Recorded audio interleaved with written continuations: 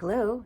Today we get to start reading the book of Ezekiel, which I love, is one of my favorite books in the Bible, especially chapter 1, which is an encounter of God, which, from the beginning of time, man has had encounters with God, but only a few of them wrote them down. So we have Moses in Exodus, and Isaiah, and Ezekiel, Daniel, and John the Revelator in Revelations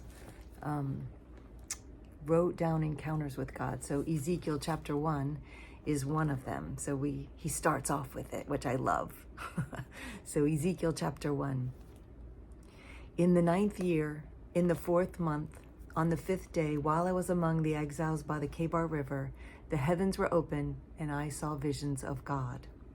On the 5th of the month, it was the 5th year of the exile of King Jehoiakim, the word of the Lord came to Ezekiel the priest, the son of Buzi, by the Kebar River in the land of the Babylonians. There the hand of the Lord was upon him. I looked, and I saw a windstorm coming out of the north, an immense cloud with flashing lightning and surrounded by brilliant light. The center of the fire looked like glowing metal, and in the fire was what looked like 4 living creatures. In appearance, their form was like that of a man, but each of them had 4 faces and 4 wings. Their legs were straight, their feet were like those of a calf and gleamed like burnished bronze.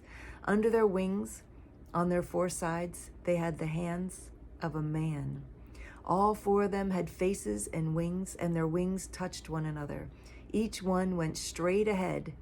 They did not turn as they moved. Their faces looked like this.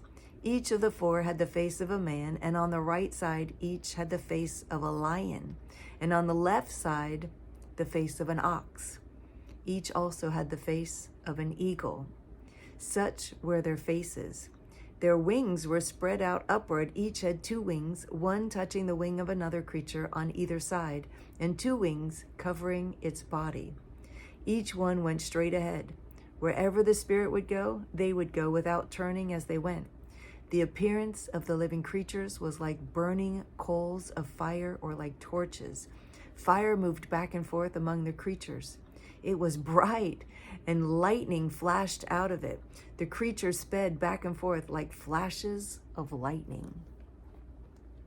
As I looked at the living creatures, I saw a wheel on the ground beside each creature with its 4 faces. This was the appearance and structure of the wheels. They sparkled like chrysolite, and all 4 looked alike. Each appeared to be made like a wheel intersecting a wheel. As they moved, they would go in any one of the 4 directions the creatures faced. The wheels did not turn about as the creatures went. Their rims were high and awesome, and all 4 rims were full of eyes all around.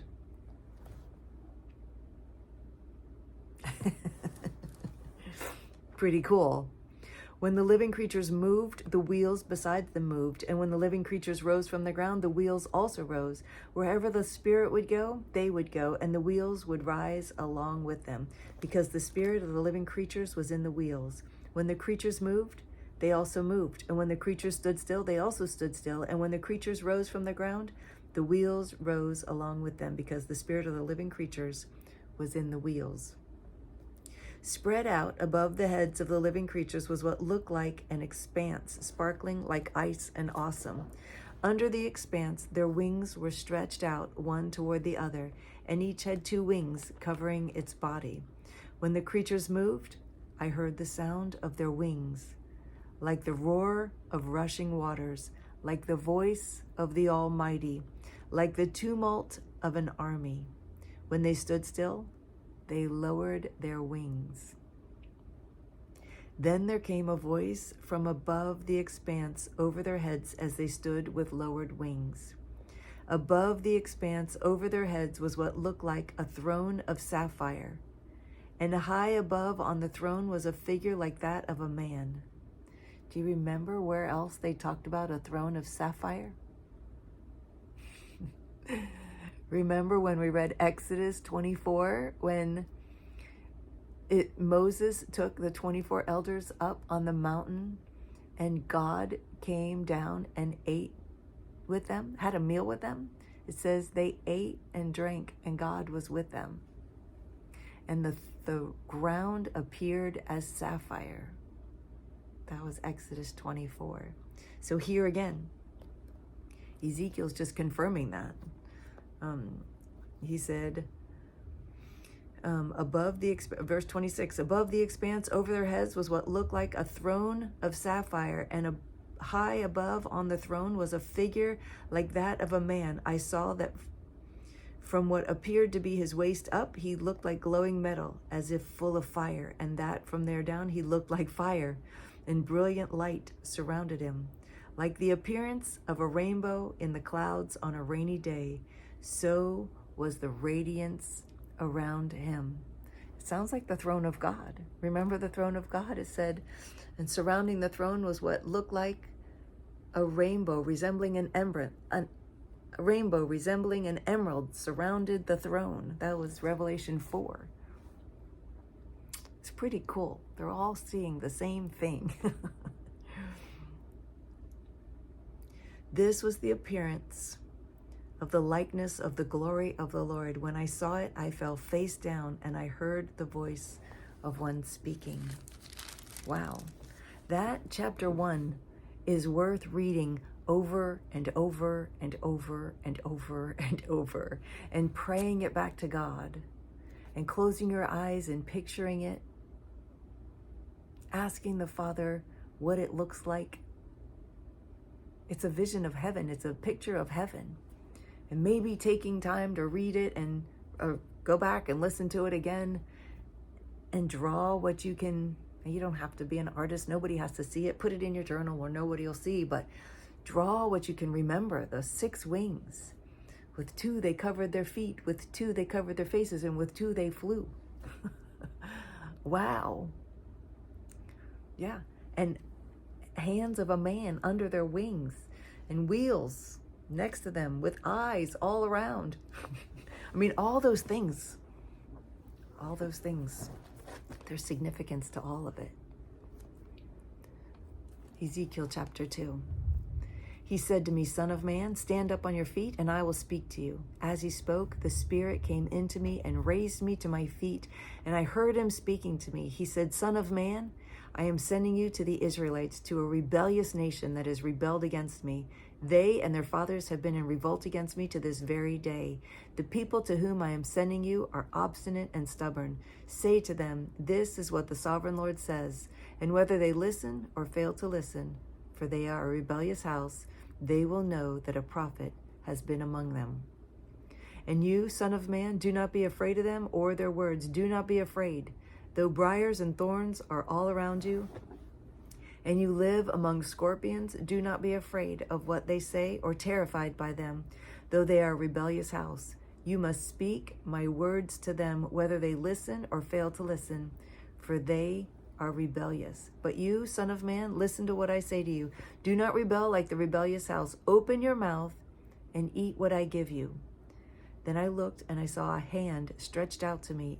In it was a scroll, which he unrolled before me. On both sides of it were written words of lament and mourning and woe. Chapter 3. And he said to me, Son of man, eat what is before you. Eat this scroll. Then go and speak to the house of Israel. So I opened my mouth, and he gave me the scroll to eat. Then he said to me, Son of man, eat this scroll I am giving you, and fill your stomach with it. So I ate it, and it tasted as sweet as honey in my mouth. He then said to me, Son of man, go now to the house of Israel and speak my words to them. You are not being sent to a people of obscure speech and difficult language, but to the house of Israel. Not to many peoples of obscure speech and difficult language, whose words you cannot understand. Surely if I had sent you to them, they would have listened to you. But the house of Israel is not willing to listen to you, because they are not willing to listen to me. For the whole house of Israel is hardened and obstinate. But I will make you as unyielding and hardened as they are. I will make your forehead like the hardest stone, harder than flint. Do not be afraid of them or terrified by them, though they are a rebellious house. And he said to me, Son of man, listen carefully and take to heart all the words I speak to you. Go now to your countrymen in exile and speak to them. Say to them, this is what the sovereign Lord says, whether they listen or fail to listen. Then the Spirit lifted me up, and I heard behind me a loud rumbling sound. May the glory of the Lord be praised in his dwelling place. The sound of the wings of the living creatures brushing against each other, and the sound of the wheels beside them, a loud rumbling sound. The Spirit then lifted me up and took me away, and I went in bitterness and in anger of my spirit, and the strong hand of the Lord upon me. I came to the exiles who lived in Tel Abib near the Kebar River, and there, where they were living, I sat among them for 7 days, overwhelmed. Yeah, I guess he was overwhelmed. Verse 16, at the end of 7 days, the word of the Lord came to me, Son of man, I have made you a watchman for the house of Israel. So hear the word I speak and give them warning from me. When I say to a wicked man, you will surely die, and you do not warn him or speak out to dissuade him from his evil ways in order to save his life, that wicked man will die for his sin, and I will hold you accountable for his blood. But if you do warn the wicked man, and he does not turn from his wickedness or from his evil ways, he will die for his sin, but you will have saved yourself. Again, when a righteous man turns from his righteousness and does evil, and I put a stumbling block before him, he will die. Since you did not warn him, he will die for his sin. The righteous things he did will not be remembered, and I will hold you accountable for his blood. But if you do warn the righteous man not to sin, and he does not sin, he will surely live because he took warning, and you will have saved yourself. The hand of the Lord was upon me there, and he said to me, get up and go out to the plain, and there I will speak to you. So I got up and went out to the plain, and the glory of the Lord was standing there, like the glory I had seen by the Kebar River, and I fell face down. I love that.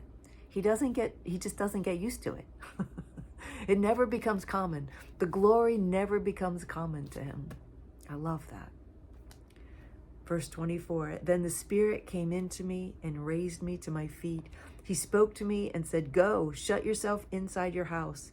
And you, son of man, they will tie with ropes. You will be bound so that you cannot go out among the people. I will make your tongue stick to the roof of your mouth so that you will be silent and unable to rebuke them, though they are a rebellious house. And when I speak to you, I will open your mouth, and you will say to them, this is what the sovereign Lord says, whoever will listen, let them listen, and whoever will refuse, let him refuse, for they are a rebellious house. So it's tough. God's going to make Ezekiel's tongue stick to the roof of his mouth so that he can't talk, unable to rebuke them. Because it's hard to talk with your tongue stuck to the roof of your mouth. And I even moved my tongue. If you could understand me, it's because I moved my tongue. But his was stuck. And then when God's ready for him to speak, he opens his mouth. So, wow. Chapter 4. Now, son of man, take a clay tablet, put it in front of you, and draw the city of Jerusalem on it. Then lay siege to it. Erect siege works against it. Build a ramp up to it. Set up camps against it, and put battering rams around it. Then take an iron pan, place it as an iron wall between you and the city, and turn your face toward it. It will be under siege, and you shall besiege it. This will be a sign to the house of Israel. Then lie on your left side. Put the sin of the house of Israel upon yourself.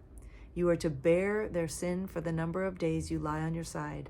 I have assigned you the same number of days as the years of their sin. So for 390 days you will bear the sin of the house of Israel.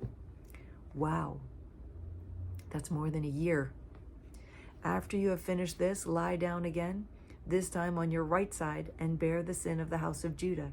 I have assigned you 40 days, a day for each year. Turn your face toward the siege of Jerusalem, and with bared arm prophesy against her. I will tie you up with ropes, so that you cannot turn from one side to the other until you have finished the days of your siege. Take wheat and barley, beans and lentils, millet and spelt. Put them in a storage jar, and use them to make bread for yourself. You are to eat it during the 390 days you lie on your side. Weigh out 20 shekels of food to eat each day and eat it at set times. Also measure out 1/6 of a hin of water and drink it at set times. Eat the food as you would barley cakes. Bake it in the sight of the people, using human excrement for fuel. The Lord said, in this way the people of Israel will eat defiled food among the nations where I will drive them. Then I said, not so, sovereign Lord. I have never defiled myself. From my youth until now, I have never eaten anything found dead or torn by wild animals. No unclean meat has ever entered my mouth. Very well, he said, I will let you bake your bread over cow manure instead of human excrement. He then said to me, Son of man, I will cut off the supply of food in Jerusalem. The people will eat rationed food in anxiety and drink rationed water in despair, for food and water will be scarce. They will be appalled at the sight of each other and will waste away because of their sin. That's the end of the reading for today. But I encourage you to go back and reread or re-listen to chapter 1 with the encounter of the Lord. Listen as I read it. Close your eyes and picture each part and ask the Father to show you what it looks like, to show you what heaven looks like. So as Ezekiel describes it, as I read it, you can picture it. And for me, it helps to just draw it out, and it doesn't look like anything to anybody else, but it helps me, like, oh, it's not here, it's there. And picture what it looks like. Yeah, it's good. It's good. It's good. It's a way to meditate on the word, meditate on heaven and all its goodness. All right, I love you. I'll see you tomorrow.